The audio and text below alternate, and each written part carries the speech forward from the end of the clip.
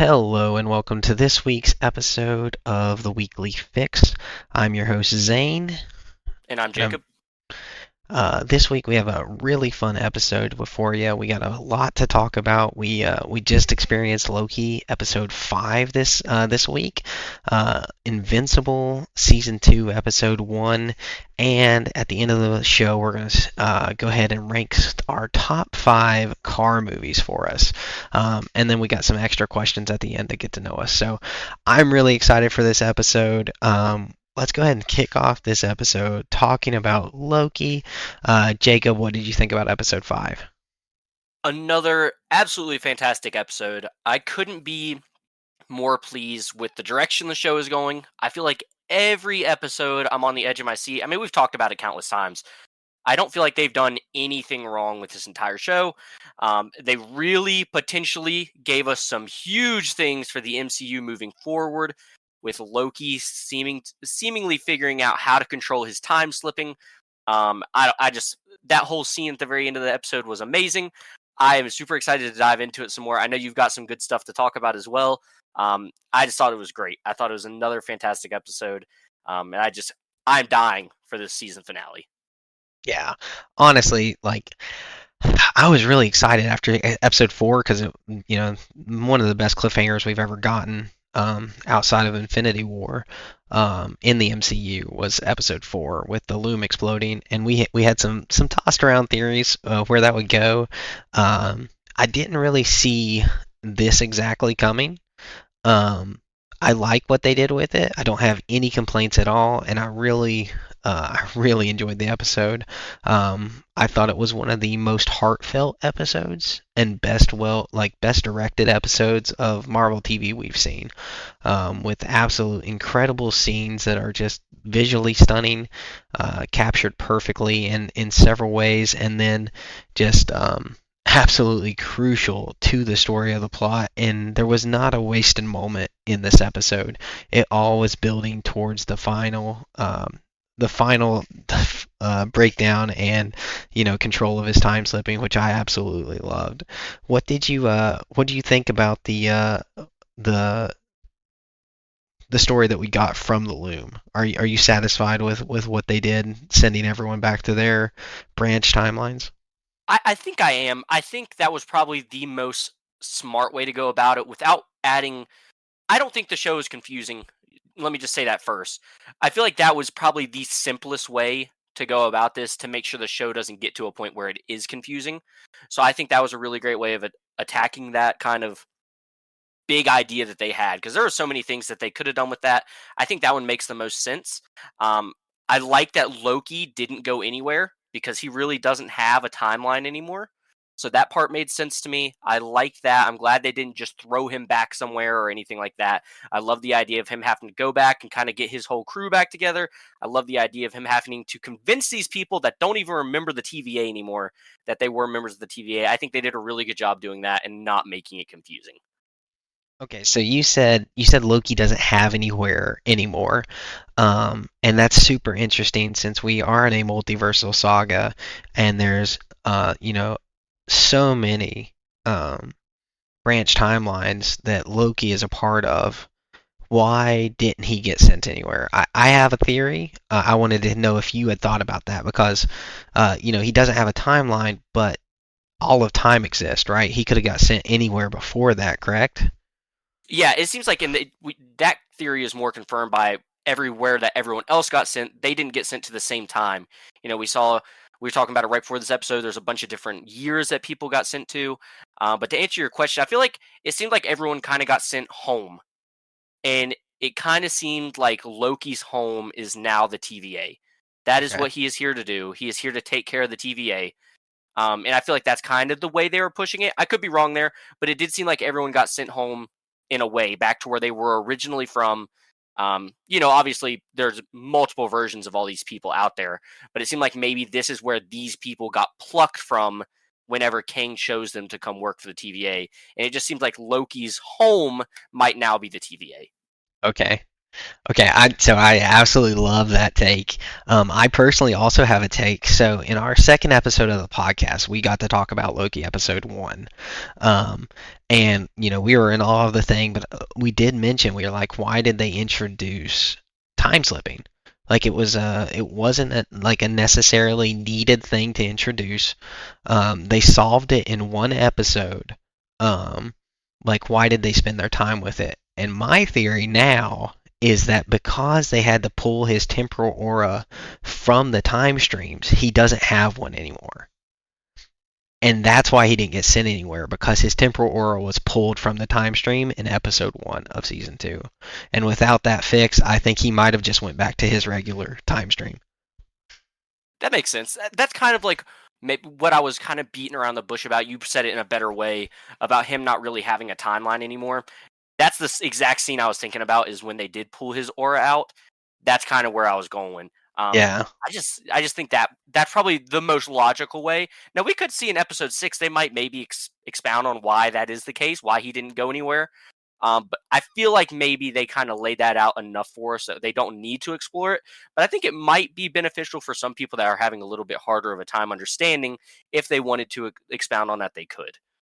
Yeah, I agree with that. I do like the fact that it seems like they um thought of it though, right? That they from my point of view, it looks like there's a logical reason um in this season why. I don't think that's a far jump, right? You said there's not really a home, and we kind of really got to see that from episode 1 in this season. So, a lot of times, we talked about Ahsoka and how I really wanted more with the World Between Worlds because I felt like it's not explored well.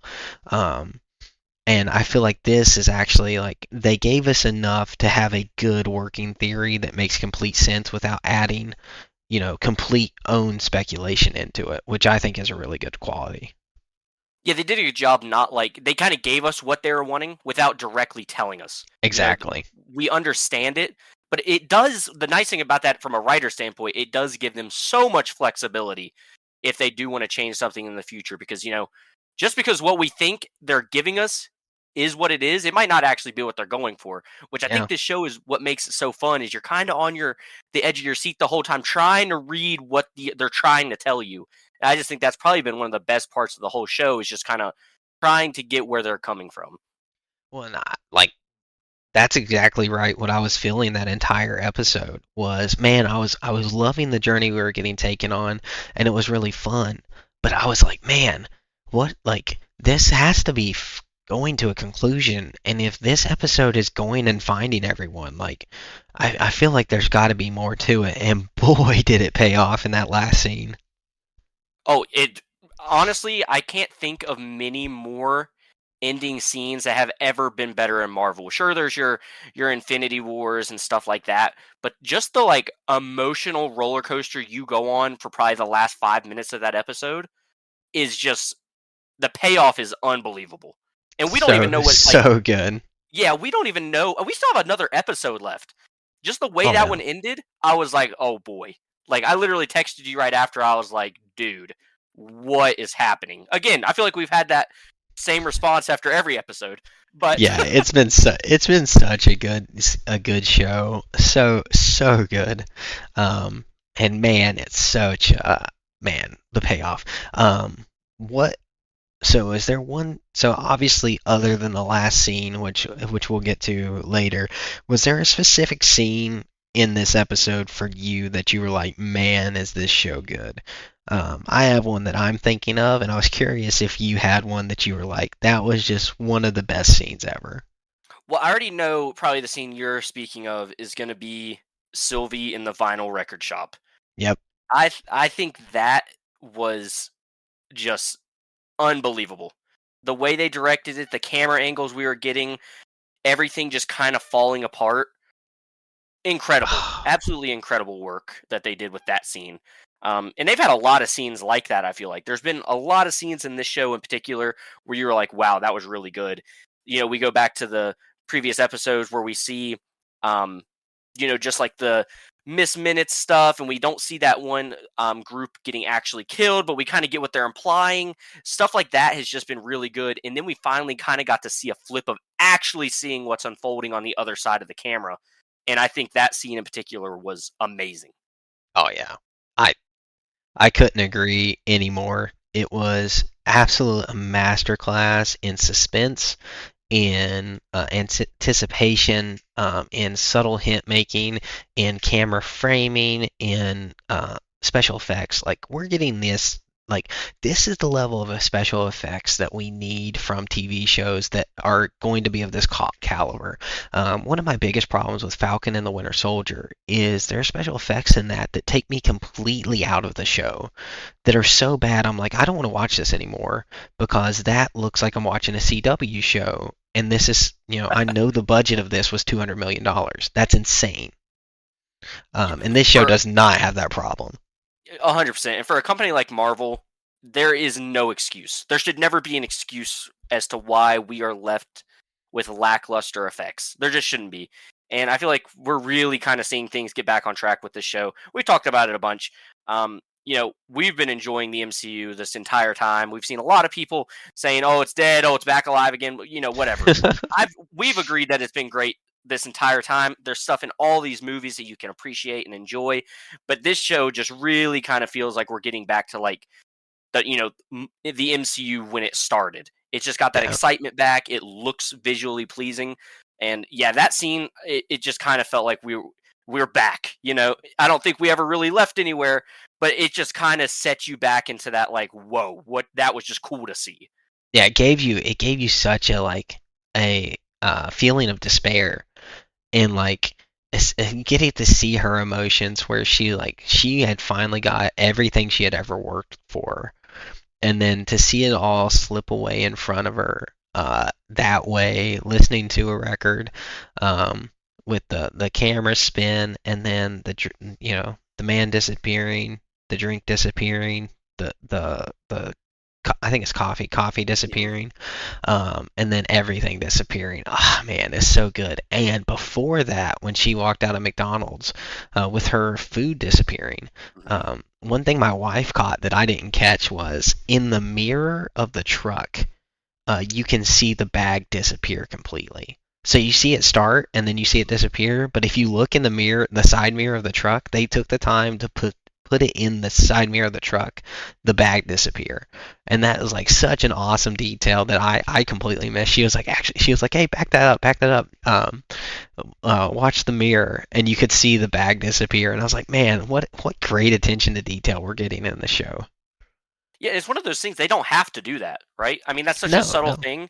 No, I don't think anyone would have complained if that wasn't a thing. But the fact they're taking that extra step to like, hey, you can see it disappear right here. That's really cool. And we talked about Sylvie finally getting everything she wanted. I am so happy that her world finally came crashing down on her because yes, it was getting so annoying. She's been being told since episode 1, hey, we got to fix this. Things are happening. It's going to all fall apart. And she's been off in this fairy tale world, just happy to be doing whatever she wants to do. And I was so thankful when she finally showed back up for Loki, like, hey, my world is gone. It's like yep. finally she's understanding what Loki has been trying to tell her. I was so happy with that because as much as I love her as a character, she has been very frustrating to watch this entire season with her whole, oh, I'm just going to kill all the Kangs or I don't care about the TVA. When really the TVA is not bad. There are people that are trying to save lives, and they've really stressed that this whole season. So thank goodness we have finally seen her maybe come back to reality. But I'm also interested to see how this time slipping is going to work because assuming Loki went back to right before the temporal aura exploded, she's not going to remember any of that happening. Nope. So is she going to be back on her high horse of not caring what's going on? I sure hope not, but I assume that's probably what it's going to be. But just finally, her realization of it was such a payoff for me because I was like, she's got to eventually realize that this is not good. Yeah, she has to. Um, and like you said, I've been annoyed with her since she kicked Loki through that door, man. In the season finale of episode season finale of season one, Mm-hmm. like, man, you gotta. you gotta put that stuff aside for the greater good. Your ego, your narcissism. Like I understand he took everything from you, but you're about to destroy everything, which she did. This is all her fault. So Yep. Which I feel like's not really been talked about enough. I feel like that no, needs to be more of a driving point. And I guess really in the grand scheme of things it don't matter, right? Because what's done is done. But yeah, just finally seeing her realize that maybe what she did was wrong. Again, probably that's the only time we'll get to see that aspect of her. But what's good about that is Loki. That is what a Loki variant is. Gonna yeah, do. we're seeing Yeah, the we're gonna one see. variant that Yes. is like has come to grips with himself. No Yep. other grade has done that. No other one has been able to come to grips with that, except for maybe old Loki. Old Loki understood, and honestly, we're seeing the scene at the bar when she's challenging him and challenging him like, hey, like why do you want the TVA? It's even we even see his narcissism there. It's not that he wants to save the day, and we've talked about this. He's not a good guy yet. He's not a good guy, but he wants to save the TVA because he personally misses his friends.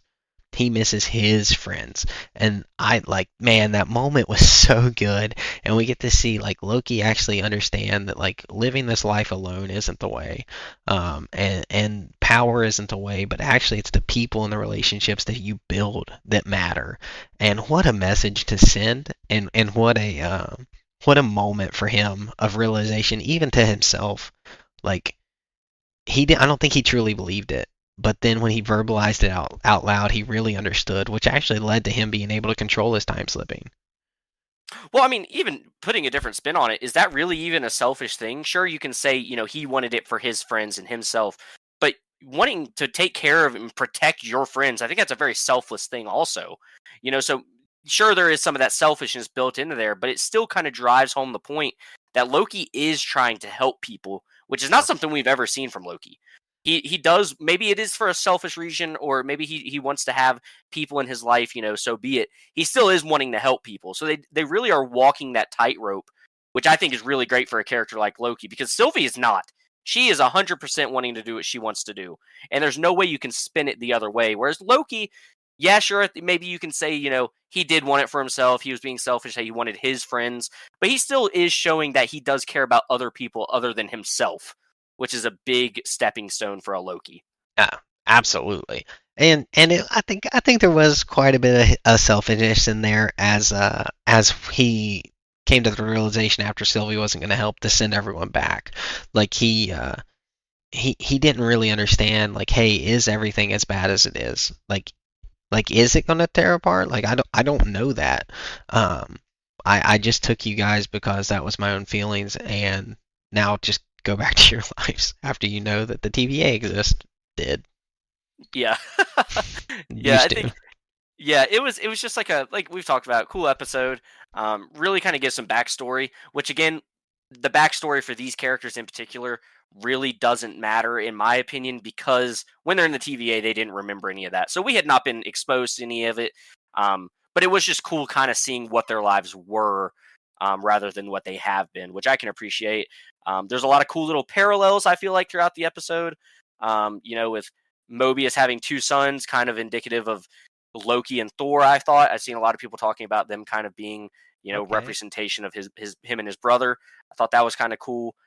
You see Loki running away, one of Mobius's kids run away, and he says, "Hey, go get your brother." Kind of what Thor would do for Loki in a sense. Stuff like that was really cool to see throughout the episode. That is pretty neat. Speaking of backstories, let's go ahead and dive deep into some of the little Easter eggs that I kind of found, and just I love like looking at what we can find. So in season one, do you remember who Loki impersonated on the timeline? They showed him in the Time Theater. He was a famous robber. Do you remember who that was? I know who it is. His name is literally slipping my mind right now, though. Oh, what is his name? You can go ahead and tell me because I'm Uh, not going to remember it. DB Cooper. Yes, Um, DB Cooper. we saw Loki was actually DB Cooper. He hijacked the plane, stole the money, and then Heimdall ripped him out of the sky, and that's why DB Cooper was never found. Well, we got another Easter egg. This along the exact same lines in Casey. Casey's actual name was Frank, and Frank Morris is Mhm. a person who lived in 1962 who escaped from Alcatraz and by boat and was never found again. Yep, yep. They believe he was drowned in the bay there, but a pretty cool little Easter egg that they gave him like actually a famous backstory, that he was a real person, and then he got pulled, and we see that he was trying to rob everything. He's not a good person at all. Um, and so cool to just get a little backstory, a little Easter egg there, that they didn't spell out. You just be like, man, you have to know that story to kind of connect those dots. Um, my heart kind of sank when we saw 2012 pop up on the Yep, screen. I was yep. like, man, are we gonna see? Is B15 gonna get like hit by one of Loki's goons during the attack on New York? But kind of cool to see that she was in New York at the time that Loki attacked. That's Mhm. pretty cool. Very cool. And that whole scene, you're waiting for when she's helping the little girl with her cash. You're waiting for her to say something along the lines of the war or something like that. Nope, she just fell out of a tree. You know. Yep. Yeah, we don't know if it happened before or after, but cool to see that she lived through that, Yep. even though she doesn't remember it throughout the entire show. I didn't really have anything significant about Obi's timeline. I did love everything that he did. I think he solidified as top three character in the show. Um, after this season, every time he's on, I'm smiling. Every time he's doing something, like it's always perfect delivery. It's the comedy always lands. He is absolutely killing it as Obi, and just man, so good to see just him be this super intelligent sci-fi writer, PhD, you know, Caltech um, professor. That's pretty awesome to see. And Well, you touched. Oh, good. no, you go ahead. You go ahead. I was going to go ahead and skip on to Mobius, but if you had something to say about Obi, Well, go the ahead. thing I'm seeing a lot of is we're talking about OB, right? I don't know if you saw or saw any breakdowns of the episode or anything like that, or maybe caught it on your watch of the episode. Did you notice on his board that he had up in his, we'll just call it his house, his office, that big building that he was living in, all the sticky notes that were attached to that board, and a lot of things that were written on some of those sticky notes were kind of indicative of what could be coming and what has already happened. And I've seen a lot of people say that, maybe OB is not as good as, we've thought he is. Maybe he's got some villainous things about him. And I don't know if you've seen any of those theories or you've seen any of those sticky notes. But what would you think about something like that if they took OB and turned him maybe into one of Kang's people, one of the people that works very closely with Kang? Um, I haven't seen that. I did see the sticky notes. I didn't zoom in to read any of them except for the one in the middle, which said who, why, when, where, how, and Yep. he had circled who. I did see that one, but I didn't see any of the other ones. Well, there were some But other ones that said stuff like sacrifice, just some little things like that. I don't know. hmm, I feel like there could be a bigger story here. Maybe it's just something they put in there just to throw people off, for those people that really are paying super close attention to that stuff. yeah, But breaking down every frame. yeah, exactly. Some of that stuff, because some writers, I'm sure, and some directors have some fun with that stuff. Like, oh, let's throw something in here because we know someone's going to make a video on it, and it'll just get them completely going on the wrong course. But how would you feel about something like that if Obi really kind of has been, you know, part of Kang's little workforce? Maybe he's been talking to Kang throughout this whole process and stuff like that. I wouldn't feel good about that. Yep. I like Obi. I don't want him to be a villain. I'm fine with him being the wheels, the engine behind the TVA, the Huh. one who actually is riding and putting this stuff to works. And you know once again, his own knowledge allowed him to create the first time, TemPad. Hmm. So I'm fine with that aspect of it. If he's, communicating with Kang or like he found Kang before he went and got Loki, I wouldn't love that. I think it would be definitely just an interesting thing to see because they've really kind of built Obi up to be a very important character, extremely smart. And the whole it keeps coming back to me, the snake eating its own tail. Feels like him and Kang have a very close relationship in a way that they don't even realize, or maybe it's just something they're trying to portray to us that they don't realize it. But they obviously are maybe in cahoots with each other. I don't know. I think it's a fun little theory to talk about because I feel like it would just kind of make sense. Obi's kind of had the smarts for everything so far. He's known how to do absolutely everything. There's not been something they've asked him that he's really not been able to do, besides the one time Victor Timely came with his little device that would actually help the temporal loom. But again, that would kind of make more sense because if Kang is the head honcho, maybe he is feeding Obi all these little secrets that other people might not realize. Man. I mean, that's definitely a theory. I hope that's not true. I think we've all come to, I keep seeing people talk about Obi trying to sell his book, and everyone's like, I'd buy your book, Obi. He's kind of got Yeah. like that, you love him, but I think it could be pretty fun and interesting if they were to go a route like that. It would definitely be interesting. I don't know. I don't know, man. I hope not. I'm Team Obi. I want Right, Obi to be a good guy. Um, but if they do, man, they better pay it off well. They better right. they better they better show it good. That's all I got. That's all I request.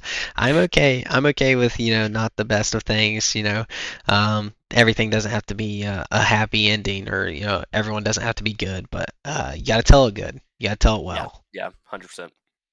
So, the last thing I have, and you touched on Mobius with his two sons. That year was 2022, which we know the blip happened in 2018, and no one came back until 2023. Hmm. So my running theory is that his wife got snapped away. That's a good theory. I hadn't thought about that. I really hadn't even thought about his wife at all. I kind of, just thought maybe they were split up, something like that. That's kind of the first thing that came to my mind. But that would make a ton of sense. And I kind of like that idea because it would, if we get to see Mobius kind of figure that out, that would be a really interesting thing to run with. And I think yes, but also I think it gives Lynn like more credence to the fact that he would leave. His wife just up and left, got snapped away, his entire world, and he's trying to figure it out with his kids, and um, leaving the kids behind doesn't, as a parent, I could never do that, um, unless it was to protect them, which I love, like that they kept pulling that, like, hey, you have to come so that your kids can have a life. Um, you know, you saw him ignoring calls and maybe he's dealing with things, but I do like the fact that maybe he's going through some really hard times with his no matter what, single parenthood is not the way um, any God can make anything of any situation, but doing it alone is incredibly difficult, and I don't see him as being he's kind of come to grips with it after 4 years, but that's still gone. So I like that theory rather than her just up and leaving him. Well, I know they do have that one scene where they talk about when he takes him into the garage and he has two jet skis. I believe he does mention something about his wife in that scene, doesn't he? I don't remember what he says. That would be something I might need to go back and check. But I Yeah, feel like maybe he there's says something something, like his wife isn't around to yeah, ride him anymore. implying she's not there to ride anymore. But I don't know if he said they split up. I don't know if he said she's just gone. That might be something though to check back on for something like that because I don't remember unless you do remember, and that's why you believe the I don't. blip thing. I don't. I felt like every year was significant. I think the 1962 was for um to throw that Frank Morris Hmm. Easter egg in. I think 2012 was significant to throw the attack on New York Easter egg in, and the 1994 was significant to the story, so that he had technology that could make it TemPad, but it was rudimentary Not and quite there. difficult, not quite there. It wasn't as easy for him. And then 2022, I think they're just calling back to, um, you know, the key points in Marvel history in the MCU. I think they do stuff like they're writing things purposefully in the show, and I think that's what they did. Well, especially talking about Obi in particular not having quite the you know not really capabilities, but like just the technology to build the Tim pad. You remember when he does show up for Loki? Loki's like, "Holy cow, you made that so fast!" And he's like, I think he says something along like, "Well, I didn't think 18 months was that fast," or something Yeah. like that. So that was a fun little thing like that. He did have to wait potentially for to get that technological piece that could get what they were trying to do out of it. So Yeah, it was not a simple task for him to do, but I love how they sped that. That happened off screen. But yeah, it wasn't like time fixes all things. Time is the most powerful tool. But kind of to, we got a lot to talk about, but kind of to wrap up the episode, what's your theory for next week for the finale? dude, I feel like every time I've been asked what is the theory going to be, I have no idea. This show has just continued to throw wrenches in all my theories. Um, it's just such a. I've seen a lot of things, of Loki potentially. I don't know. I hope this isn't the case. I do feel like he is going to lose the time slipping power ability. I do feel like by the end of the show, he's not going to be able to control his time slipping anymore. I hope he is able to control it because I do like that for that character, especially someone that's starting to figure out that he's a good guy in a sense. He's not going to really use it for evil. It's not one of those things where like, oh, I hate that this evil guy has this super powerful ability. No, it's Loki. If there's someone that does walk the line between good and evil, Loki is right there, I feel like, at this point in his life. So I do hope he gets to keep the powers. But as far as that goes, I'm not sure. I definitely think we'll see Kang. We're going to see Kang again in one way or another, whether it's Victor Timely or another version of Kang that we haven't got to see. He's definitely going to make an appearance, I feel like. But as far as what I think is going to happen, I really don't know. Um, it's just all up in the air for me at this point. So I do have kind of a dark theory. Personally, I think Loki's not gonna make it. Okay, so you think this will be his last bit in the MCU? I think that'll be this Loki's last bit in the Okay. MCU. Um, I I think that they're gonna have Kang win. And one of the reasons is in episode one when they're going through, Loki's are destined to lose. You know, they're Yeah. always destined to lose. Um, And so I don't know, if they're going to let him win, even though he's going to get to rewrite the story. Is what he's planning to do. But I just don't think he's going to make it out because I don't see how he makes it out and it doesn't end in a place where they can't tell the King story because they got to tell the King story. They got to tell the multiversal war. We got to see what's going down the line. And if Loki is this all-powerful, time-slipping, controlling, time god, um, in charge of the TVA initiation and breaking it up, he's too powerful to let Kang do that. Um, Now I know there's an infinite amount of Kangs and we have the Kang Council, um, but I just think he's gonna lose. I think for Marvel's sake, it has to happen because Kang has lost every single time we've seen him so far. He lost in the season one of Loki. He lost in Ant Man and in Quantumania. And if he loses, we kind of see, you could say Victor Timely lost when he ran out there and got eaten up by the radiation. I think as far as Marvel is concerned, if they do want to tell this multiversal war in this saga, he does have to get a win at some point because really, if you're not a big Marvel person, you just enjoy watching the shows and stuff like that, you have no reason to fear Kang. He's Nope. not won. He's not struck fear in anybody's hearts. He's lost every single time we've seen a version of him on the screen. I do think that he does need to win. I think it kind of goes back to we talked about Obi and those sticky notes he had. I mentioned the one thing with the sacrifice. I don't know that I would say Loki necessarily loses, more so he sacrifices himself. Kind of maybe a Doctor Strange Okay. thing where Doctor Strange gives up the time stone because he knows there's only one way of winning. If Loki does have this ability to time slip and go through all these things, maybe that's something he experiences where he realizes I can't be here if we want the good guys to win. So that would probably be the more direction I would lean rather than him just straight up losing because Kang is more powerful. I feel like they would give Loki more of a hero send off rather than just a failing send off. Okay. I do think we're gonna see Kang with Ravonna next episode. Okay. Um, I think that she is, she can't just disappear from the show with that like completely loose end with her pruned, because we know where the end of time is now. We know pruning isn't the end. We know that there's an option for her to come back. So I think we're either going to see that story ended or we're going to see her leading armies with Kang. Now, do you think we've seen the end of Miss Minutes? Yes, I think we've Okay. seen the end of Miss Minutes until the creation of Miss Minutes. Okay, that makes sense. I could see something like that. So I don't think we're gonna see her in her full form knowledge anymore. I think the next time we see her will be him creating her.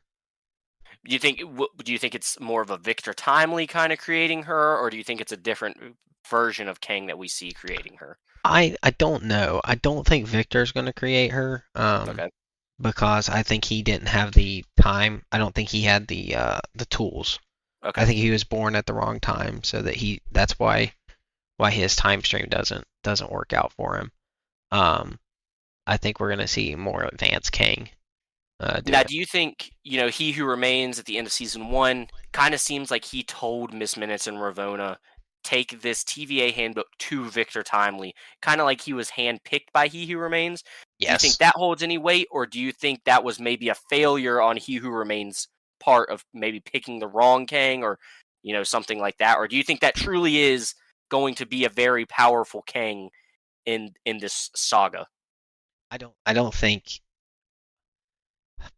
because we didn't see him last episode, I'm inclined to say that Victor is done. But he Okay. served his part. I think what Victor's part was, and he who remain knows this, is he wanted Loki to recover the TVA, and he wanted Ravonna to get pruned so that he could use her to create the war. I think, but without Victor, I don't know everything happens the way it should. Okay. Getting them all to the same point, making Loki realize this. You know, he who remains is still in control. I feel like. So we know he wins the war. And time is a constant stream. This isn't. It's not malleable. The TVA is lives outside of time somewhere. They still haven't explained that, but Yeah. um, he still does it. So he creates the TVA, so he's still got to do it again. I don't know how that happens. Do you think we see that in this ending, or do you think we kind of leave that stone unturned at this point? I think we see it. I think we at Okay. the end. I think the at the end of this we see the start of the TVA, with either Loki doing the sacrifice play like you said, but I think we see Kang starting to weaponize to get ready for the multiversal war. Man, I just feel like no matter what we do, we're in for a really good episode. These guys, Yeah, it's gonna be this incredible. yeah, it's going to be. I mean, this is the build up to. I really feel like this whole show should have came out before we got any of this multiversal. We're in that part of the MCU right now. I feel like this show probably should have been wrapped up before we got to any of it, because I feel like it would have made everything else up to this point even better. Um, but man, I feel like this is really setting up what they wanted to do with the multiverse, and whew, it's going to be crazy. It's going to be crazy. I think it's very purposeful that the Marvels comes out the day after the finale. Hmm. So I think our theory on seeing some cameos may have been wrong. I think they have too much to cover for the Loki itself to be wasting time on X-Men cameos or whatever may come. But I do think we're gonna see one of those in the post credits of the Marvels, and I think it's gonna be incredibly important that Loki happen. I could still see a cameo in a post credit scene of Loki. I wouldn't be surprised if we get at least something.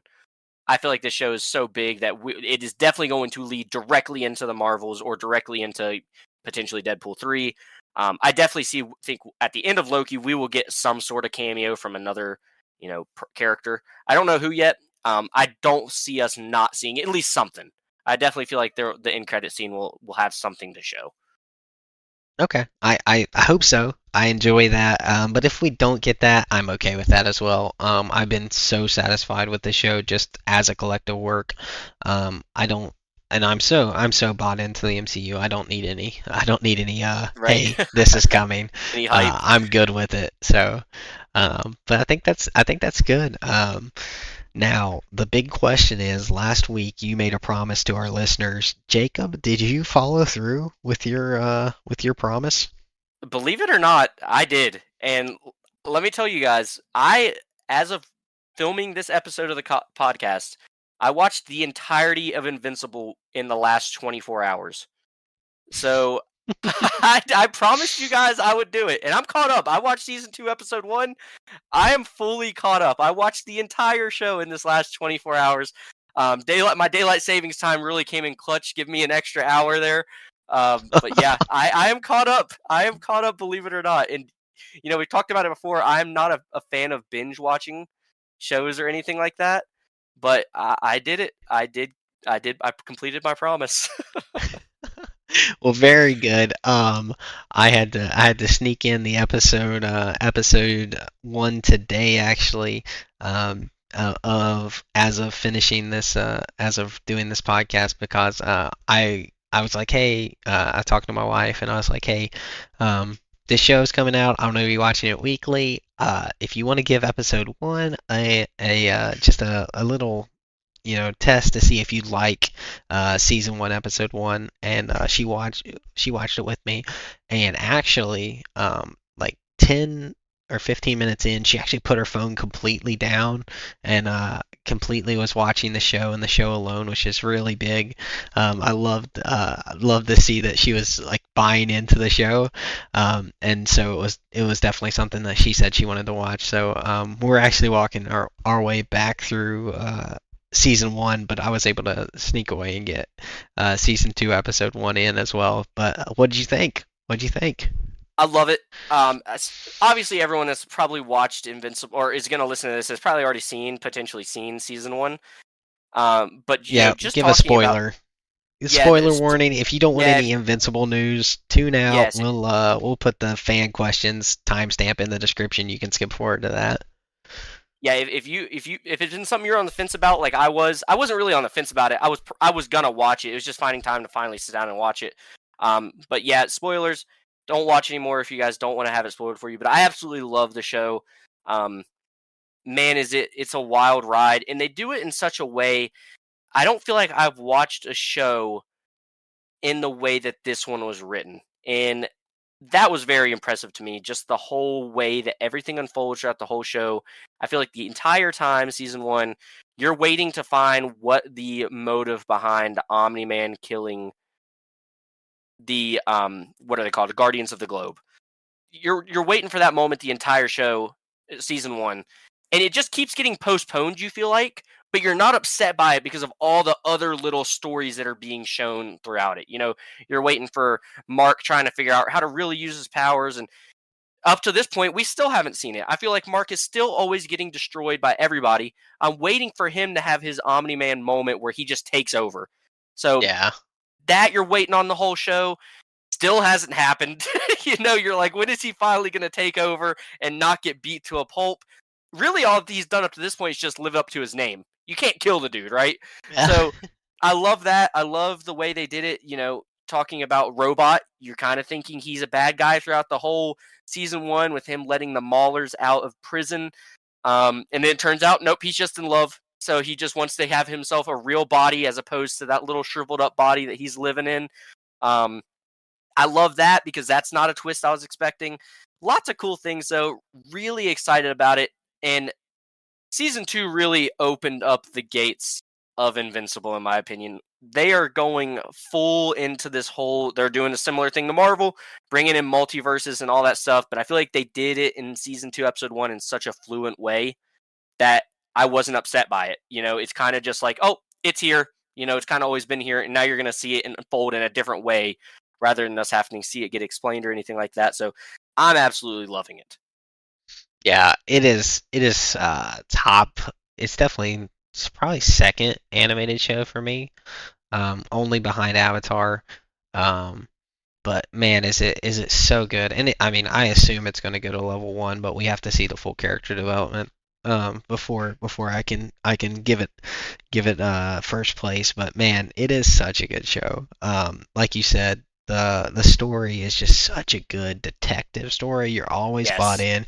You're always wanting to know, like, hey, what's going on? Like, you're kind of on the end. You kind of know what's going on, but you don't. Like, you have no clue. So it's really exciting to kind of see, hey, why did he do that? Like, what's going on? Like, man, and seeing that in episode one and putting that moment, which I mean, absolutely gruesome.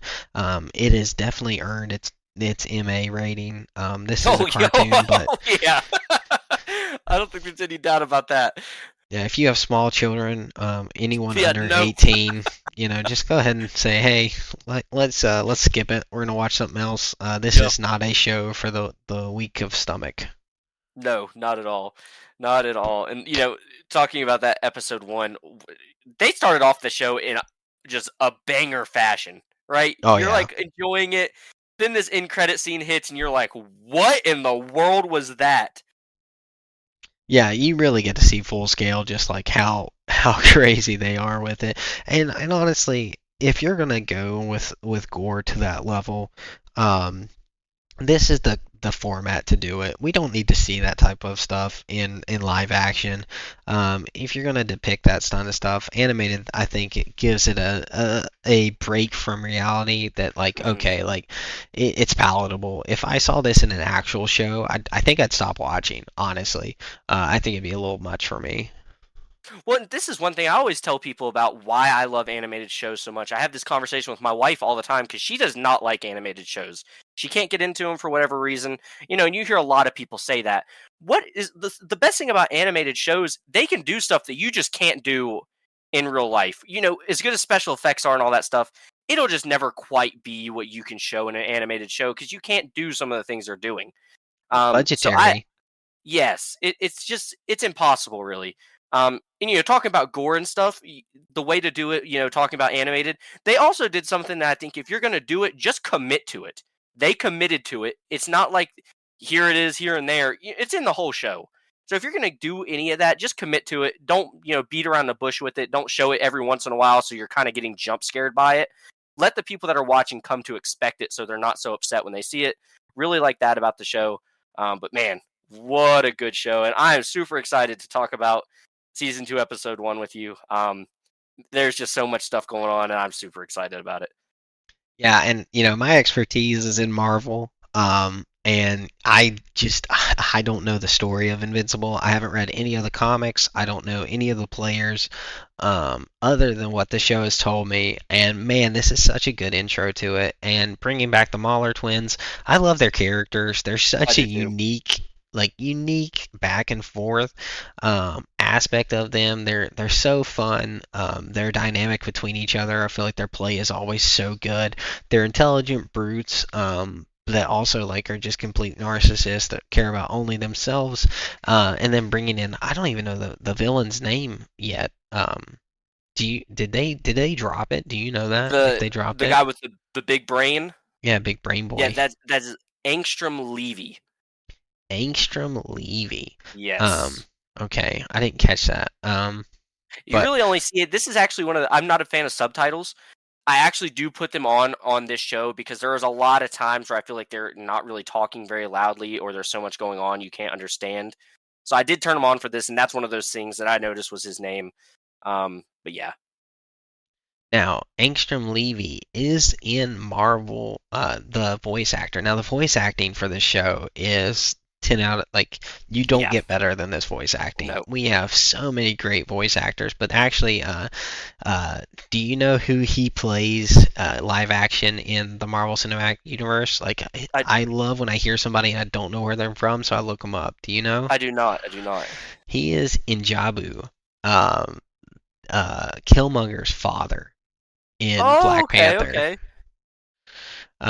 So that's pretty cool to see him in that role. Because I mean, little tiny side yeah, character in yeah, in Black Panther, but it does not get better than J.K. Simmons. dude. I was literally about to say he is the definition of just his voice acting is incredible. Absolutely love it. And I love Stephen Yoon for Mark. I think he does a Oh, really great job too. I'm a huge Walking Dead fan. So seeing him kind of him and Robert Kirkman must really enjoy each other's company because he played Glenn in The Walking Dead. So I guess they must have a very good friendship to continue to be working with each other. yeah, and they Ross Marquand, um, is what his name is. I'm not pronouncing that right, but he was also in The Walking Dead Yep, yep. as Aaron, and he plays Immortal.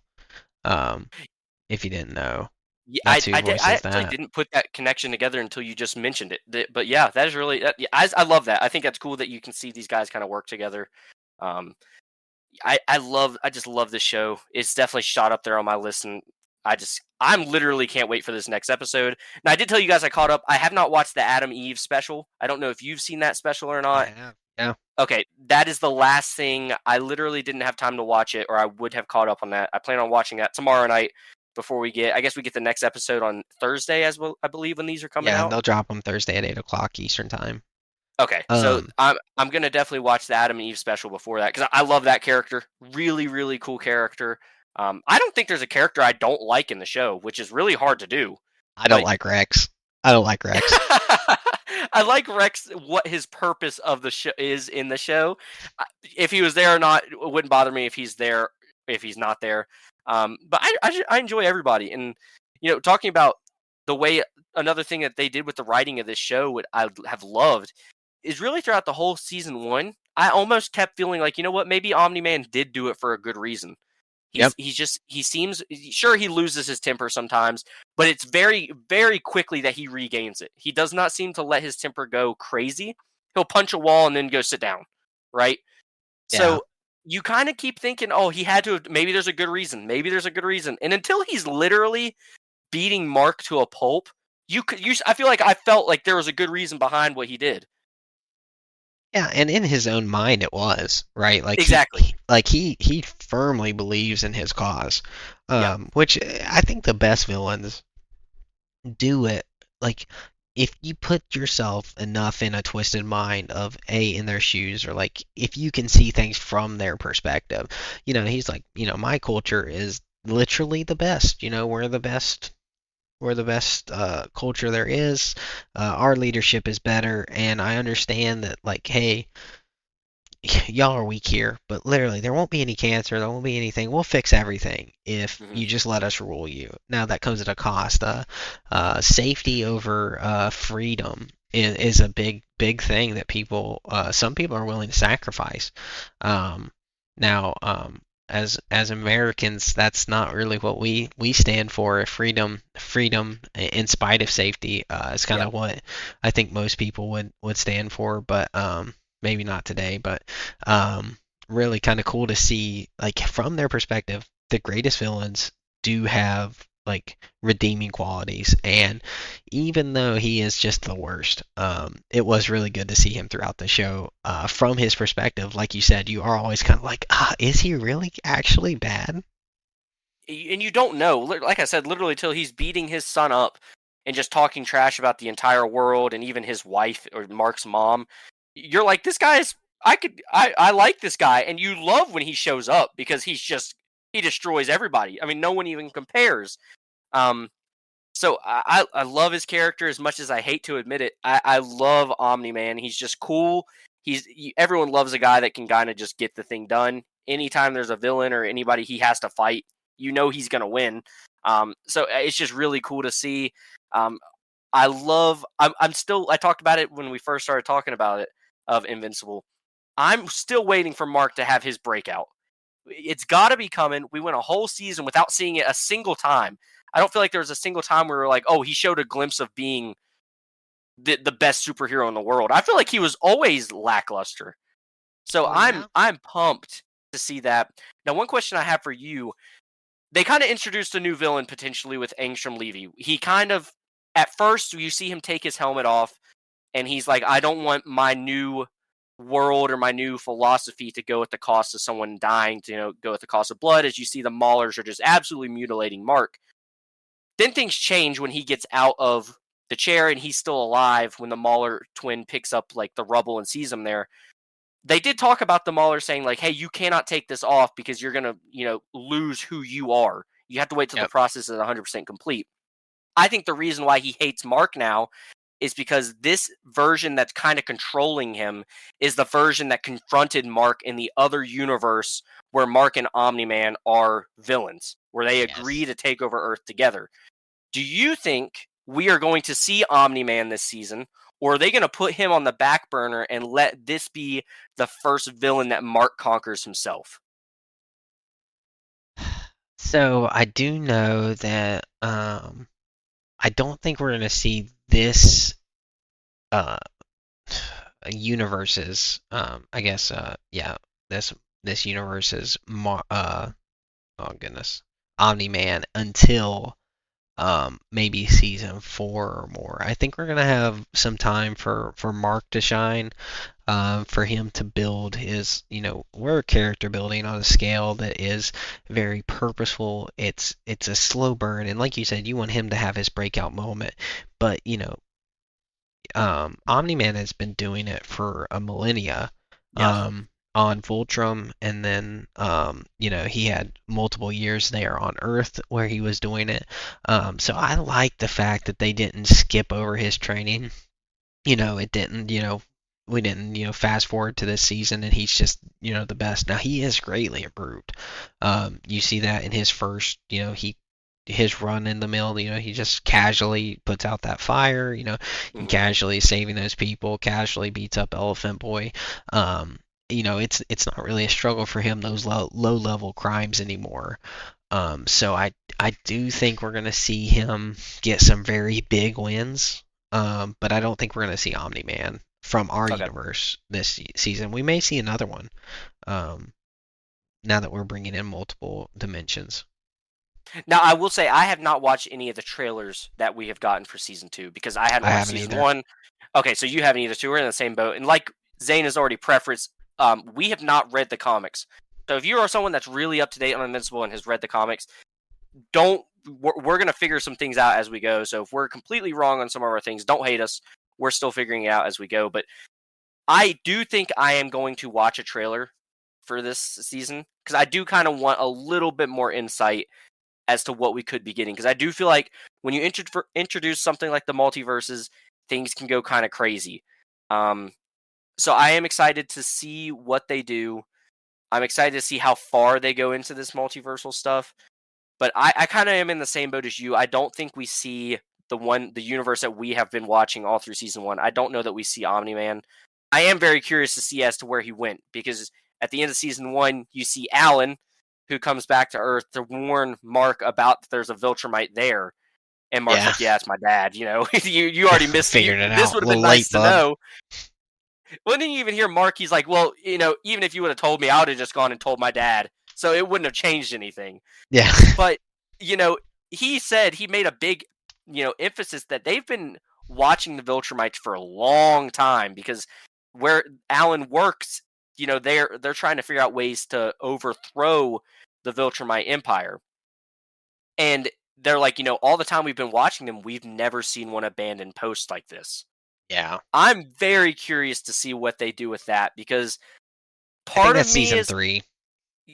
probably I just part of me is like maybe he's going to get backup, but I don't know why he would need backup because he handled everything fairly easily himself there. Um, but I'm very curious because, like I said, we haven't read the comics, so but I'm just hearing that I'm like, where did he go? Did he go back to Viltrum for a reason?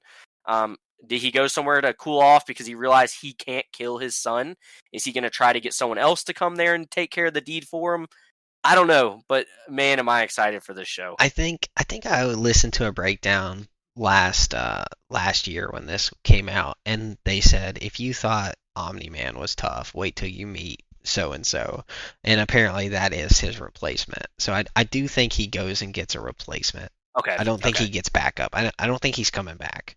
At least you know for a while. I think somebody else may come. I would love to see. Obviously, I just like the character. I would love to see some sort of redemption for Omni Man. Maybe him come back and realize he does need to help his son. He does need to protect Earth. Maybe he needs to be the one that stands up against Viltrum, and maybe he kind of comes to a conclusion that what they're doing is wrong. But man, do they not make it seem like that is going to happen at all Yeah, nah, with how I don't season know if one that's ends. coming. But I don't. it's a great show. Do you think Mark would be willing to forgive him? I do personally. I feel like Mark has kind of shown that he still misses his dad. He still wants, because even during all that, he's getting absolutely destroyed by his dad, and his dad keeps saying, what are you going to have in 500 years when your mom's dead, all your friends are dead? He says, I'd have you still. And that's kind Yeah, of what stopped Omni Man from killing Mark. He was like, oh shoot. And we see that flashback of him at Mark's little league baseball game, stuff like that. And that's when he's like, I can't do this. You even see him stop punching and he rolls over and he gets mad at Mark for giving him a different point of view. It yep, almost is like it's the first time Omni Man has ever had to think of what he's doing could be wrong. Now, did yep. he think he was wrong still? It don't seem like it. But it seems like it's the first time he's really had to think. So I do think Mark would forgive him. Sure, there'll probably be some convincing to do, but man, dude, this show, I'm so excited to continue to talk about this show because it is so good. Um, oh, you got me even more excited now for this next episode. Yeah, I really think I love multiversal stuff. So I know there's probably some people that are not don't love it. They feel like it lowers the quality of stuff. I know my wife is it took her a little minute to get on board with the MCU multiverse. But I love it because it just expands the story so much. You get to see so much more content. And I'm really excited to see where we go with this one. Well, and But it's cool too because we kind of see the character, the Immortal. I mean, even if we don't talk about multiversal stuff, he's been back 3 times now. We saw him at the beginning of the show. He yeah, gets killed by Omni Man. He comes back. Omni Man kills him again. And then we see at the end of season 1, Cecil, again, character we haven't even talked about, one of my favorite characters in the show. I love Cecil. yeah, Um, he's good. very cool character. But he shows Mark that they have all of the old Guardians of the Globe's bodies that they're trying to resurrect. They're trying to figure out ways to fix them because they're kind of supposed to be unkillable, right? And the Yeah. Immortal's name is literally Immortal, so it makes sense that he can come back. Um, but Yeah, if they're we going to be see doing that in one world, it almost makes more sense for them to introduce multiverse stuff instead of just bringing back the exact same guy over and over again. well, So, the one from the universe we saw isn't coming back at the beginning of season 2, oh man, no, when no, I think Mark he's pops done. his head up. So Yeah, immortal I'll that. take care of that one. But so we do have a bunch of other stuff to get to. This is going to be a little bit of a longer episode. Before we get to our top 5 cars, I do want to just get your quick reaction to the Echo trailer. I know that it came out. We've talked about it a lot, but what? Let's just from developmental nightmare to Marvel not having any faith in it to they're going to scrap it, and then they postponed it. Now they're releasing it all in one day. Then they drop this trailer. What's your take? I think it couldn't have had a better, even just fan reaction than what they got because I think we all were a little bit worried about this show. I think, Yeah, it's been one of those things that sometimes you're like, yeah, put it on the back burner, let it sizzle a little bit. This one was like on the back burner for too long and it was burnt. But now we've kind of seen maybe the direction they're going with it. I was super excited to see that it had a TVMA rating. Not to say that I think that's a good thing, but it just is going to be something that we usually don't get in Marvel, which is a more adult oriented show, which some people like that, some people don't. The thing I like about it is I don't feel like this show is going to have a big impact on the multiverse as a whole personally. I think this is going to be a very enclosed story. I think it's going to be a very street level crime type story. So I think it's going to be cool to see that and it not having an impact on the multiverse. So if there are kids out there that actually do keep up with it, because we know there's a lot of Marvel kids out there, they won't, if their parents don't let them watch it, I don't think they'll be missing anything. I think yeah. this is going to be a very enclosed story. This is a Marvel Spotlight, their first Spotlight feature, which I'm super excited for. So this is not Marvel Studios release. This is a Marvel Spotlight release, which is a new series that they're going to be starting with these lower street level heroes. That's what they're going to release the Daredevil Born Again under. That's what they're going to release some other potential little character pieces under. And I think this gives them a lot of freedom to develop some of those lesser characters in the way that they're supposed to instead of making people watch everything, which is what it should be. Watch what you want to watch. You don't have to watch everything. I agree, but I do like you said, it is a Marvel Spotlight show, so it does give them they can have a whole story in just this show. If you've never watched Marvel at all, this is a story you can just hop right into and enjoy. I do like that we are still getting shows like Loki that do build on everything because obviously us diehard fans, we like being in the know abouts of everything that's going on. We like seeing stories continually build, but I'm really excited, like you mentioned, it just being street level crime. It's really fun. Not every character in Marvel needs to be someone that can fight in a multiversal war. There's going to be a lot of heroes that are just your average hero, right? Just your guy that can save a family from a burning building. That's perfectly fine, and I think that's really great what they're going to do with this show. Yeah, I was thrilled to death about the trailer. I thought it was the best trailer we've gotten. Um, it's the first trailer that since Infinity War that made me more excited for the show or movie. Most of my hype level comes when they announce it, and then it kind of just sits there. It doesn't go higher, it doesn't go lower. It's kind of just like I'm just happy with what we're getting. I'm excited to watch it. But this one took it from I'm interested. I love Hawkeye's. I think my third favorite MCU film or TV show, and I love the introduction of Echo and the struggle there with Hawkeye. That was super fun. Um, but if you haven't watched it, I don't think you have. You need to. It's a holiday series, so it's Christmas is coming right around the corner. Watch Hawkeye; it's wonderful. But yeah. So my hype level just went through the roof for this one. To see Vincent D'Onofrio back as Kingpin, exactly how Vincent D'Onofrio is that right? Yeah, I believe so. As Kingpin, with one of the best characters from the Daredevil Netflix series. Looks like they're going to do it justice. Looks like they're going to do it justice, and I'm excited for it. Yeah, this is I mean, some of the things I'm already reading. I love the slogan for the show: "No deed goes unpunished," or "No bad deed goes unpunished." Um, I love that. I think that's really really fun. I feel like he's going to have that very kind of crime level, investigating type stuff going on. Huge fan of Wilson Fisk, so I'm very excited to see him in the show. That character is one of my favorite characters in Marvel as far as villains go. Just really cool little street crime level guy. I love his motives and things like that. So I'm very excited for this show. I think it could be one of the best Marvel shows we've gotten if it gets done the way we're all anticipating it.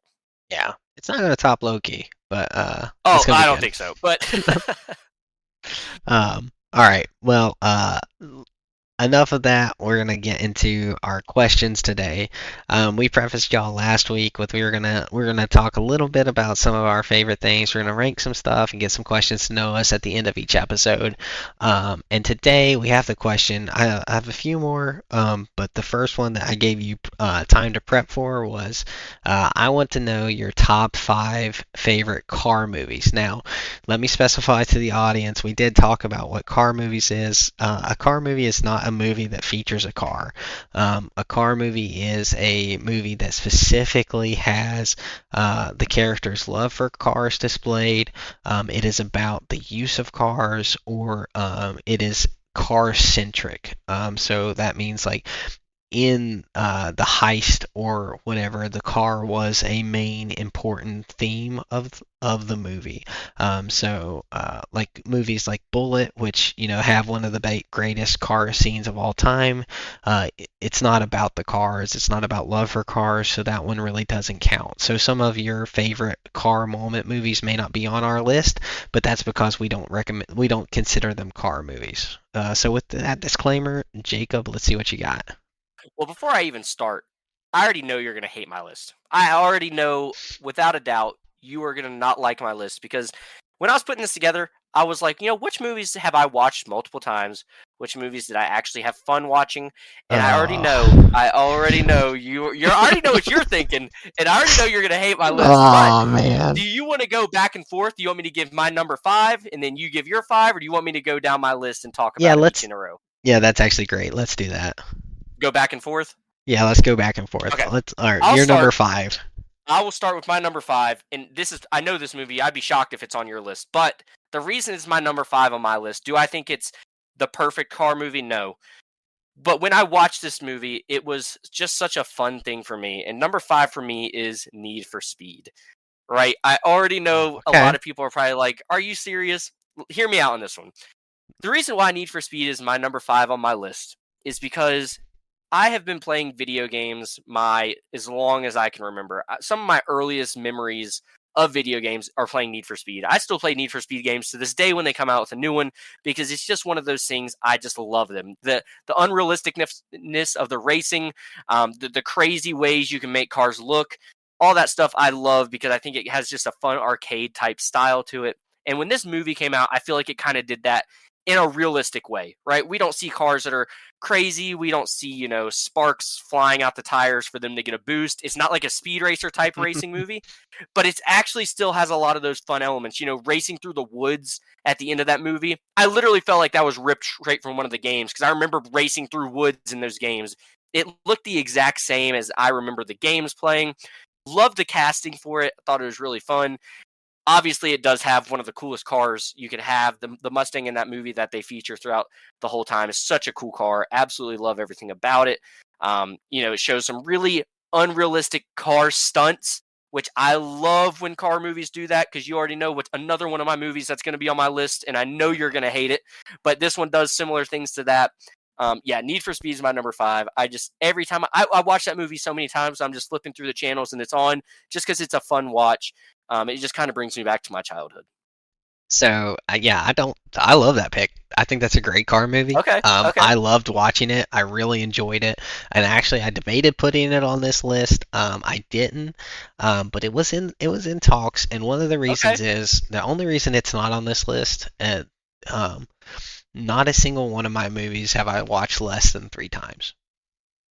And I okay, have only watched Need for Speed one time. So because of okay. that fact that I've never went back and I've never actively went to rewatch it, it didn't make my list. But the one of the ones I've watched the most didn't as well. That's Cars, but that's mainly because I have a toddler. But number 5 for me, and I think you're gonna be shocked at this, but it's Fast and Furious Tokyo Drift. Oh, hey, I don't believe it. I don't believe that's on your list. I'm gonna need a screenshot of this list because you've talked so much trash about the Fast and Furious franchise. So I gotta know why. I gotta know how it made the cut. So, and this one's very specific because I do enjoy. So I've talked a bunch of trash about Fast and Furious franchise offline. I think that after Paul Walker left, it absolutely just took a dumpster fire turn down, and kind of ruined. It's now a parody of itself, and I hate that because episode one, or the first Fast and Furious, really sparked a love for a lot of people in the car scene, who Yeah, didn't love cars before, but then saw the cool side of it. Started a little street.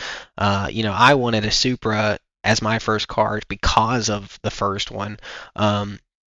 And then as I kept growing, the Fast and Furious Tokyo Drift number 3, like for me, that one stood apart from the series. It was more about driving relationships. I love the character Han and his RX-8, or RX-7. I love the Mustang at the end. I'm a big Mustang guy. My first car was a Mustang. I still own a Mustang today. And then drifting was always more fun for me. Because it was something I could do. So, drifting is a very, anyone can drive fast in a straight line, and I think it really shows in this movie is like, driving fast in a straight line is all about the car. The driver's kind of second at that, but to be able to drift is really an acquired skill, and that's something I actually started doing when I was 16. I was going to safe spaces and trying to learn how to throw my car sideways. I actually had a traumatic experience. In my first Mustang, it was raining, and I pulled out. I was coming home from work, and I pulled out onto 460, out in Bluefield, Virginia.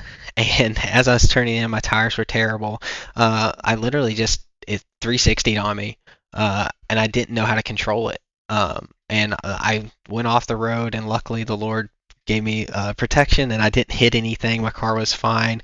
Um, but that scared me enough to say, hey, if I'm going to drive a car like this, I need to know how to control it in every circumstance. I wasn't being stupid in that moment, but because I hadn't done it, so I actually went and like to some parking lots and learned how to control it under other circumstances, so that never happened to me again. I also bought new tires, which helped a lot. But so Tokyo Drift, just I watched that alone in my room probably 17 times in high school easily. Every time it was on, I was watching it. I watched that one the most out of any of the Fast and Furious movies. I think if I was to go back and watch one, it's really hard. The lead actor is just terrible, but he's it's a lovable enough story to watch. Fish out of water story, and then the aspect of one of my favorite things to do in cars is drift and road track race. So to kind of put those two together, that's why this one made my list. I love the Fast and Furious movies. I go a little spoiler. I obviously have one on my list. I love that franchise. But yeah, Tokyo Drift is like a cult classic, right? It's such a good Yeah. movie. It's so fun.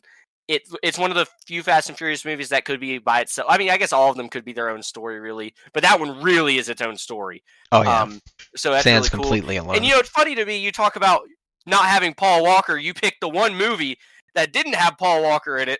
So Well, it's just special to me. And I almost put the first one on here. I had it in debate too, because that one is special to the car culture more so than Tokyo Drift is. But this one's more special to me, and it's my list, so I get to choose. yeah, So, no, I can't complain about that movie. I love it. But all right, number number four for four. me, number four for me is a movie. There's a couple reasons why I picked this one, and I went back and forth on even putting it on my list. And you're probably wondering how I barely put it on my list, and it was even number four above my number five. But it is The Italian Job, and Okay. I I've watched this movie so many times.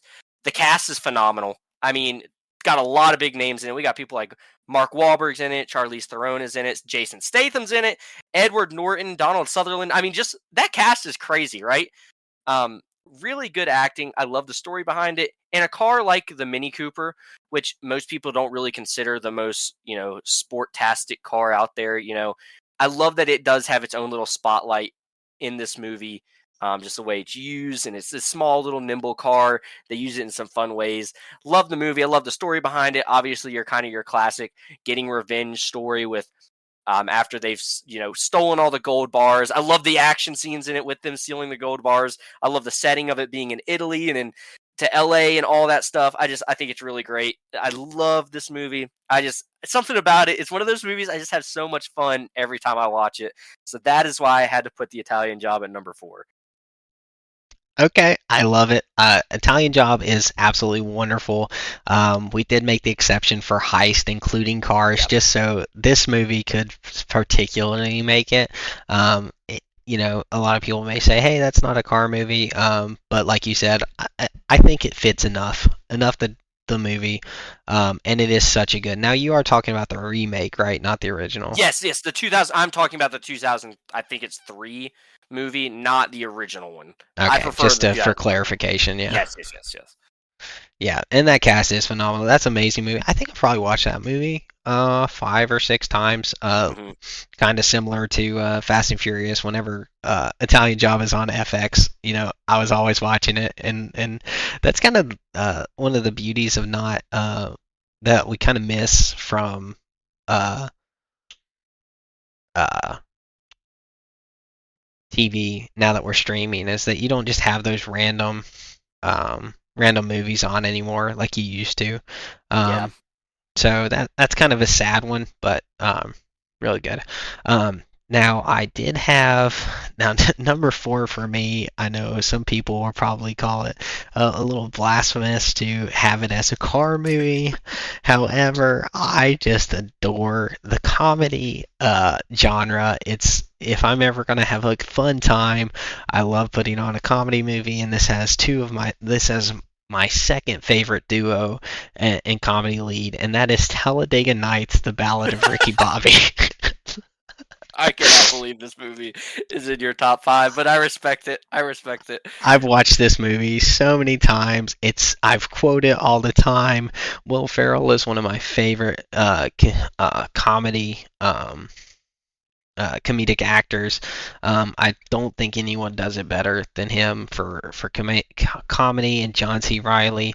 Um, Mark Wahlberg is my only uh, the only duo I think that's better with Will Ferrell. I think Mark Wahlberg and Will Ferrell have better chemistry, but John C. Riley is just absolutely hilarious. This movie is absolutely hilarious. It's about racing, and it is absolutely stupid.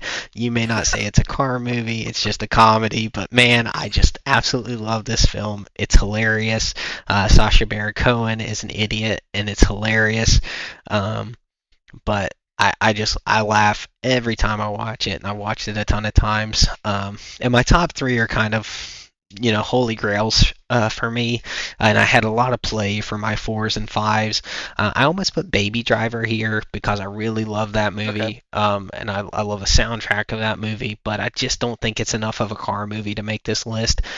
So Ricky Bobby took took the fourth spot, and I feel funny saying it because it is like I just think of my dad listening to this list, and he's like rolling over, like he just turned the podcast off.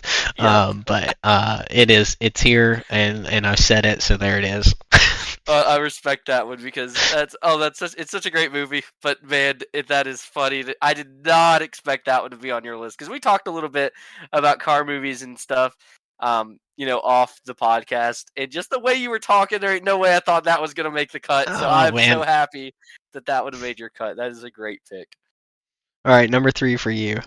Number three for me, we're getting to my Fast and Furious movie, and it's not one that I feel like most people expect, but I personally think it's my favorite one. It's not one, it's not Tokyo Drift, it is Fast Five.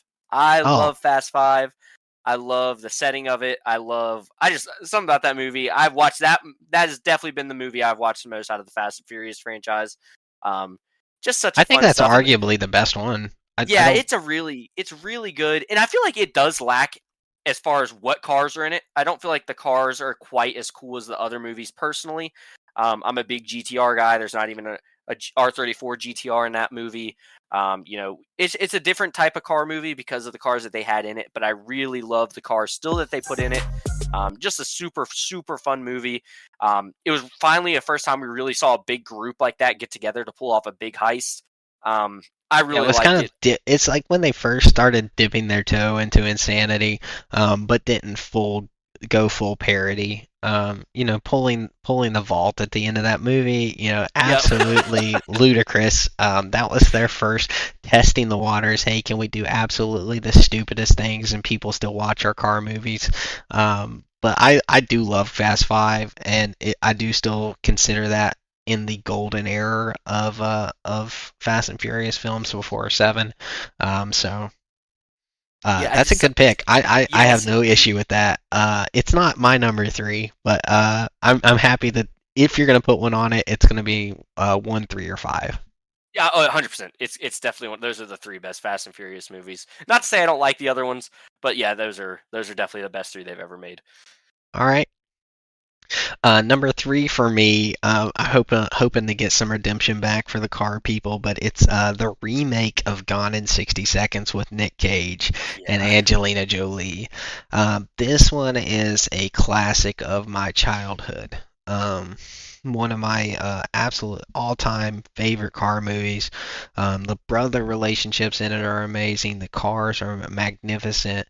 Uh, you know, um, man, the unicorn, the GT500, absolutely gorgeous. Eleanor has paved the way for many, and the dream car of so many grown adults in their life wanting an Eleanor.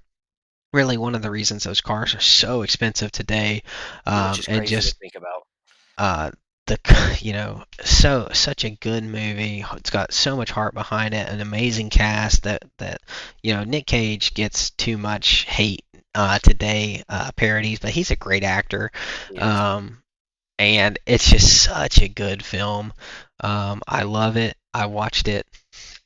I can't I can't put a realistic number on it, but my dad loves this film. It's absolutely amazing. It's got beautiful cars in it. It's got a great chase scene. Seeing him outrun that helicopter was one of the coolest things. I always loved it. just such an awesome movie. So Gone in 60 Seconds takes my third pick. I love that pick, and I agree. Talking about Nicolas Cage, I love the National Treasure movies. I think those are great. I think he's a Oh great yeah, actor. Yeah, Gone in 60 Seconds is so good. You talked about it a little bit. It really is one of the reasons I think those cars are worth as much as they are. Not only is it an extremely rare car and an extremely beautiful car, that movie has definitely had an impact. I mean, we call that car the Eleanor now because of the movie. I yeah. mean, that's a crazy cultural impact that a movie had. So I love that pick. Um, Moving on to my number two, you mentioned Cars earlier. Well, guess what? Number two is Cars for me because I Oh man. love Cars, and it's crazy. People are probably rolling their eyes. Number two, yes, number two. I've watched that movie more than any movie on this list, without a doubt. I still watch it to this day because I think it is literally so good. I love all of it about it. I love the setting of Radiator Springs. Like, if I could live in a world like just a make believe world, there would be a Radiator Springs in my make believe world because I love that little town. I love everything about that movie. You talk about movie soundtracks; it's got a really fun soundtrack. Oh yeah. I Life love is a Cars. Highway. Yes, dude. I mean, that's like, come on, man. You can't watch that. You can't hear that song and not think of Cars anymore. I mean, that is just, it's great. So number two for me is Cars. I love that movie. Yeah, that's fantastic. I almost put that on my list. At number five, pushing. Uh, Actually, if I put that on my list, Talladega Nights would fall off. Cars would be five, and Fast and Furious would be four. Mm. But I didn't just because I feel like um, the focus on that isn't just because they are cars. It's more Oh, about come on, the there's you know racing. Nah, this is they a are. car movie. No, no, no, He's no, no, racing no, in the no. Piston Cup. He learns It's how to drift from the he Hornet does, Doc he Hudson. does, he does. That is, he learns how to drive backwards and he doesn't even have mirrors. I love it. I love it. It is a great film. I since Charlie's been watching animated films, I've probably watched it over 100 times, um, just because we do like to switch it up. But yeah, Cars is absolutely great. That's a wonderful pick. Now I will say my pick is significantly better. Um, Oh no, here we go. my pick is Rush, the movie Rush with or Chris Hemsworth and Daniel Bruhl as leads with Olivia Wilde as supporting actress. The movie about Niki Lauda and James Hunt's epic battle in the F1 series. Absolutely fantastic biopic film and the 1970s rivalry. It is amazing. Now, the only reason this is not number one is because it is not as family friendly as of a movie as I would like. I can't just watch this anytime. There is it is rated R, and I do wish that this movie cut some of that out of it. But it is just such a good film. It's great shot, great acted.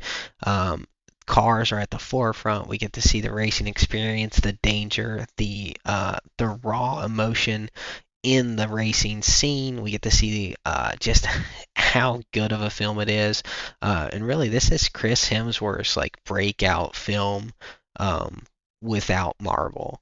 I feel like this is probably his absolute best film outside of the Marvel universe, and potentially in. Just Rush is an all-time great movie, and I love it so much. I could watch Now this that's a movie. anytime.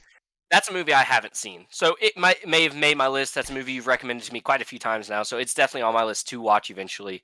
I think a lot of people. I was never a fan of F1 until the Netflix series Drive to Survive came out. I love Okay. that series. So I'm sure I would like the Formula One aspect of this movie a lot because that show in general has made me a fan of it. Now I don't watch the races because they're at the craziest times because they race all over the world. But I do keep up with who wins and where the standings are and all that stuff. So it's definitely a movie to get to at some point on my list. Yeah, you gotta watch it. And if anyone hasn't watched it, I do give the warning. I can't recommend this to everyone because it does like make sure you look up why it's rated, what it's rated for. But it's definitely a number two for me. So moving on to my number one, and I expect this movie to be one or two on your list. I really do because I think it's probably is. If you're talking about car movies, it's probably, in my opinion, it is the best car movie ever made, and that is Ford versus Ferrari. I as soon as I heard this movie is coming out, saw the trailer for it, I was absolutely stoked for it. Love everything about it. The Ford GT is one of those unicorns of a car that I will always wish to be able to own, or even just drive. I mean, it's one of those cars you just hope to even be able to see in person one day. It's that cool of a car. It's that rare of a car. I love the movie. I love everything about it. Couldn't have picked better actors for the roles. Um, Man, I would be shocked if that movie is not in your top two. But I'm excited to see where if you do rank it there, because I just think it is the pinnacle of car movies. Oh, absolutely. It is number one for me.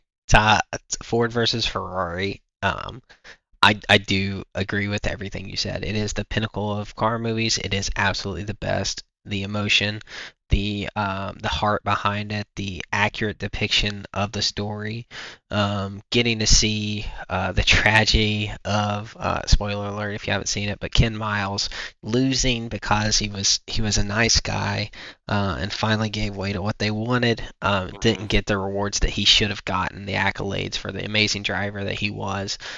Seeing Carroll Shelby's put in it, Carroll Shelby created the best cars from Ford, and getting to see, his hand in this whole story, and getting to see the history behind it. And there was nothing better than I went to the theater with my father to watch this, and getting to see that small block Ford light up on the screen, and hearing that surround sound, that just not much more of a beautiful sound than that in the theater.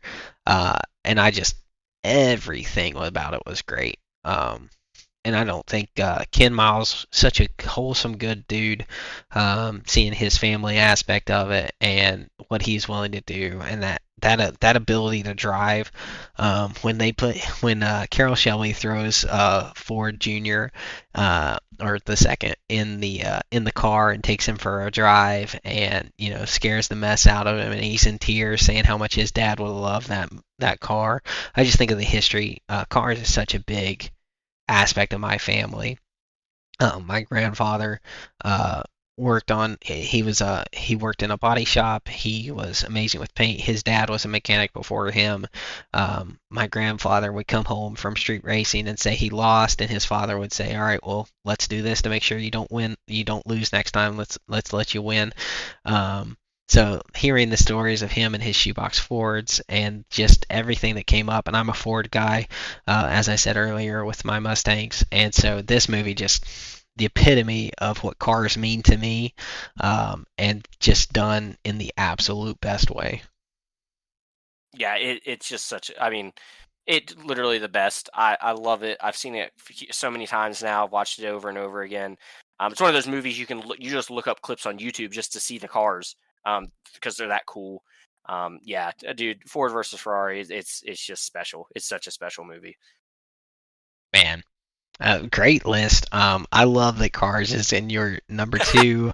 I love that you didn't fumble the bag and you did put Ford versus Ferrari at number one Yep, spot. yep. Um, it is just a movie that you can put on and watch with anyone at any time. Recommend to anybody, and it is just I have it rated as a 10 out of 10. Yeah, Um, it is good. It is so good. so, uh, 8.1 on IMDb, which means, with 442,000 reviews, that's a very highly rated film, and rightfully so.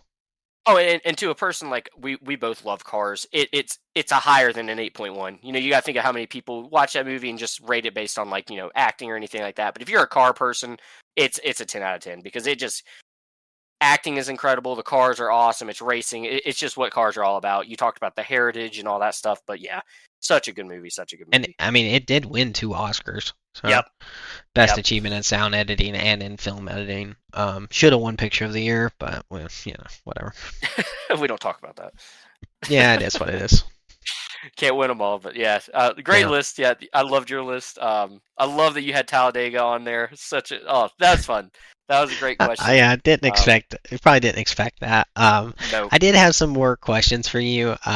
But you know what? We're an hour and 33 minutes into this podcast, so we're just gonna let those slide. We'll talk about them another time. Um, Jacob, you got the podcast hosting for next week, so I'm sure you'll send out some good questions for me to prepare for, or let me shoot from the hip next week. Either way is fine. I'm glad that we were able to do this and get this out on time. Guys, thanks. This was a long one, but we had a bunch to talk about. I had a great time. I have absolutely loved this doing this podcast with Jacob and getting to just talk and experience some of our passions about the entertainment and the things that we're doing outside of our normal everyday lives. And hopefully you guys have enjoyed it. We haven't got any fan questions or anything for the last two episodes, but if you do have those, we do have our Twitter or X handles in the description. And then also, if you know us personally, you can always text us or call us with questions. Obviously, we love talking about this stuff, and we'd love to be able to answer anything that y'all have because if you have a question, someone else does too. So it's always fun to be able to talk about those on the podcast. Jacob, close us out. Yeah, I had a great time, guys. As always, if you guys do enjoy the podcast, don't forget to rate us. We love seeing some things like that. Again, go ahead and send us questions or anything like that. We love it. It gives us some more stuff to talk about as if we didn't have enough to talk about. I feel like we tried to make this an hour-long episode, and we are constantly finding way more to talk about. So maybe you guys could help us stay under our hour mark if you give us some good questions. But yeah, that's going to do it for this episode of The Weekly Fix. Thank you guys so much for listening, and we will see you next week.